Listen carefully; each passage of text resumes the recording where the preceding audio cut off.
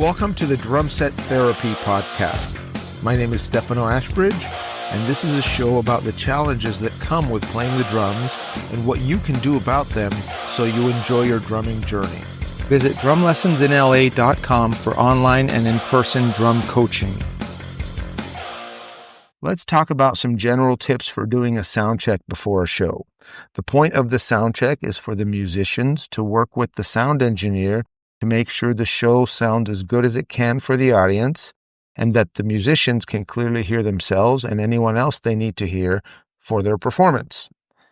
If you're fortunate enough to get a sound check before the show, make sure you arrive on time. Being late can set everyone back, and there's usually a hard cutoff time when the doors need to open for the show and the sound check needs to be done.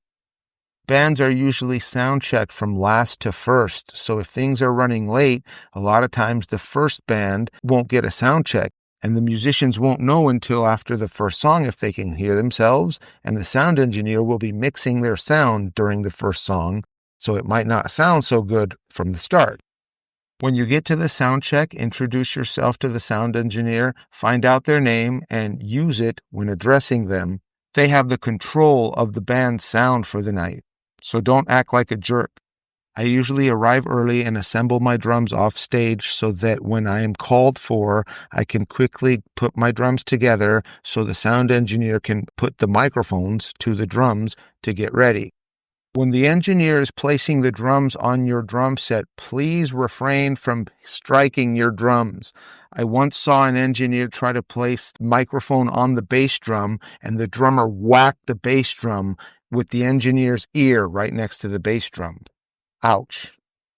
Once everything is ready to go, the engineer will usually ask you to play each drum individually so they can get a level check for that microphone and also tailor the sound with EQ and compression and or reverb to make it sound good individually and then all together. So when they ask you to strike the bass drum, just give them a consistent bass drum sound so they can set the levels. Same thing with the snare. When they ask you to strike the snare, give them a consistent snare drum level. They'll usually ask to hear each one of the toms and then maybe the cymbals, and then they'll ask you to play the kit in general.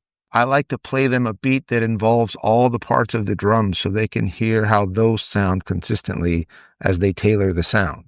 And then they'll move on to do the same thing to get the levels for all the other musicians on stage, and they'll ask you to play a song so that they can start mixing. After that, they usually ask if every musician can hear themselves or would like a little more of any other instrument in their monitors. Now would be the time to speak up. If you can't hear the guitar or can't hear the vocals, ask for a little more. Or if something is too loud, you can ask them to turn them down in the monitor. Since being the drummer, I'm usually the first one in the band there for a sound check. The sound engineer might ask me questions about the band, like how many guitarists we have or how many vocal mics we need. So it can be good to be prepared with that information. Some bands will include a stage plot that has a diagram of everything the band needs to make it easier for the sound engineer. Overall, you want to work with the sound engineer to get good sounds and make the show sound as good as possible. Thanks for listening. Visit drumlessonsinla.com for online and in-person drum coaching. Till next time.